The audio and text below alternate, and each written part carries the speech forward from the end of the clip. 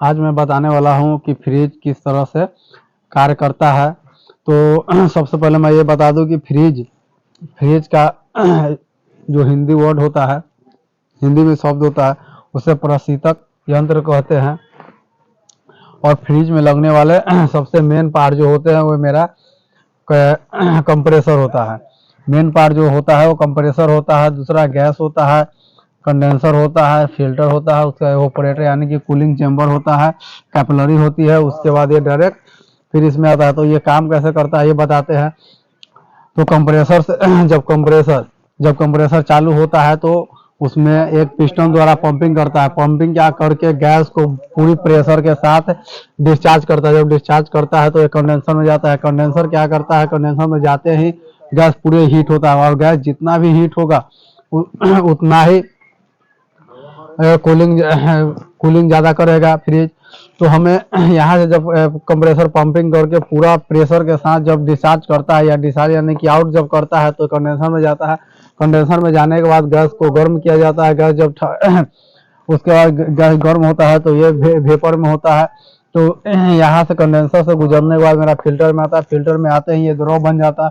तो यहाँ से फिल्टर में आता है। फिल्टर के काम क्या है, फिल्टर में जब कोई तेलीय पदार्थ या जो भी उष्मा वगैरह जो आता है, ये फिल्टर उसको सोख लेता है। फिल्टर छानने के काम करता है, फिल्टर यानी सुखाने का काम करता है। यहाँ से कैपिलरी ट्यूब के द्वारा गैस को आगे भेजने का काम करता है। कैपिलरी ट्यूब के द्वारा गैस को आगे भेजने का काम करता है। और गैस उसके बाद द्रव अवस्था में आ जाता है। द्रव अवस्था में आने के बाद ये मेरा कूलिंग चैम्बर यानी एवापोरेटर में जाता है। एवापोरेटर से जब आउट होता है तो वो फिर मेरा कंप्रेसर में चला आता है। यहाँ तक तो ठीक है। सबसे पहले समझ ले कि इसमें एक कंप्रेसर होता है, इसके अंदर एक मोटर लगी हुई होती है। मोटर लगी हुई होती है जो इसमें जब चार्जिंग पाइप से जब गैस को डालते हैं और जब कंप्रेसर को चालू करते हैं तो फुल स्पीड में मोटर चलती है, जिससे है कि उसके अंदर लगा पिस्टन पूरी प्रेशर से गैस को आउट करता है और डिस्चार्ज लाइन में जाता है। डिस्चार्ज लाइन से कंडेंसर में, कंडेंसर से होते हुए मेरा फिल्टर में जाता है। फिल्टर से कैपिलरी ट्यूब एकदम बिल्कुल पतला बारीकी एकदम पतला पाइप होता है, जिससे काफ़ी प्रेशर में जब देता है तो प्रेशर में देते हैं, जिससे कूलिंग जहाँ पे कूलिंग चेम्बर होता है, जहाँ पे बर्फ जमने के काम करता है, उसमें जाता है। वहाँ से होते हुए डिस्चार्ज में मेरा आ जाता है। अब आते हैं कि कंप्रेसर को फ्लैशिंग कैसे करते हैं।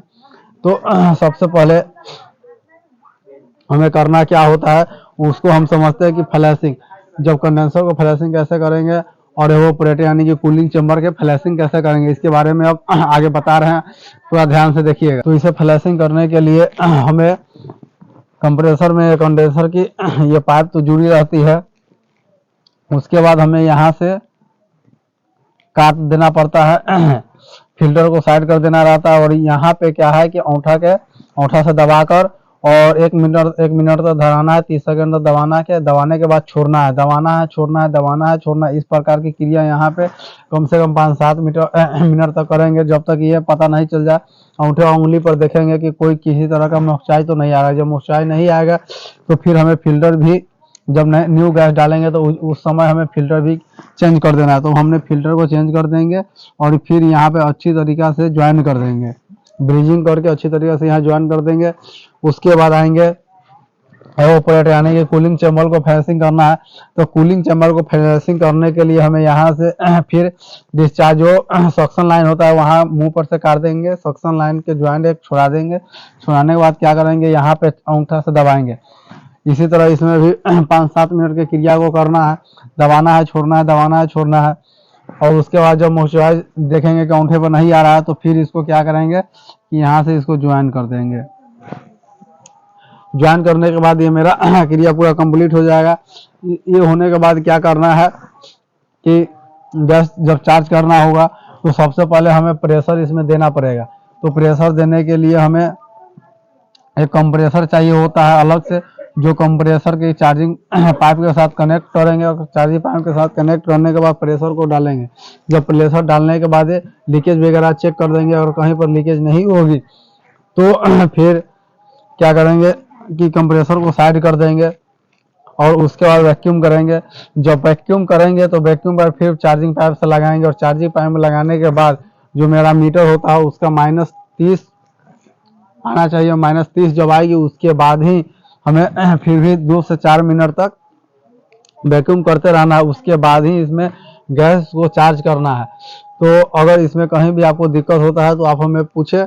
और एक बार मैं फिर से रिपीट कर देता हूँ कि कंप्रेसर यानी कि फ्रिज जो होते हैं टोटल 4 ही चरणों में काम को करती है, और सबसे मेन पार्ट इसका कंप्रेसर और गैस होता है, जिसके के द्वारा डिस्चार्ज लाइन से गैस को आउट करता है, कंडेंसर में जाता है, कंडेंसर से फिल्टर में जाती है, फिल्टर से कैपिलरी ट्यूब के द्वारा इवेपोरेटर यानी कि कूलिंग चैम्बर में जाता है, कूलिंग चैम्बर से होते हुए मेरा डिस्चार्ज लाइन में डिस्चार्ज लाइन में यानी सक्शन लाइन में जाता है, सक्शन लाइन से फिर कंप्रेसर में आ जाता है, फिर कंप्रेसर उसको पंपिंग करने के बाद प्रेशर बनाने के बाद फिर डिस्चार्ज से फेंकता है, और फिर वही प्रक्रिया होते हुए इसमें आ जाता है सक्शन। अब एक चीज याद रखें, जिससे गैस आउट होता है उसे डिस्चार्ज कहेंगे, जिससे इन होगा उसे सक्शन कहेंगे, जिससे चार्ज होगा उसे चार्जिंग लाइन कहते हैं। और आते हैं इसका वायरिंग की तरह कि इसका वायरिंग कैसे किया जाता है। तो बिल्कुल मैं ये तो आप देख लिए कि हाँ ये मेरा मैकेनिकल सिस्टम हो गया। अब इलेक्ट्रिक सिस्टम को तो इसको मैं हटाता हूँ, उसके बाद इलेक्ट्रिक सिस्टम बताऊंगा। तो ये मेरा कंप्रेसर का 3 पॉइंट हुआ, कॉमन, रनिंग और स्टार्टिंग। तो मैं एक कंप्रेसर बनाऊंगा, उसके बाद फुल्ली वायरिंग बताऊंगा कि ये इसका वायरिंग कैसे होता है, कूलिंग करने पर ये कट कैसे करता है, ज़्यादा कूलिंग होने पर ये डिफ्रोस्ट कैसे होता है, टोटल चीज मैं बताने वाला हूँ। तो बिल्कुल ही आप देखें, और इस इंस्टीट्यूट से जुड़ने के लिए आपको दिए गए नंबर पे कोर्स की इंक्वायरी कर सकते हैं। आने के बाद यहाँ थ्योरी और प्रैक्टिकल बिल्कुल ही बारीकी और अच्छी तरीके से बताई जाती है। तो आए और अच्छा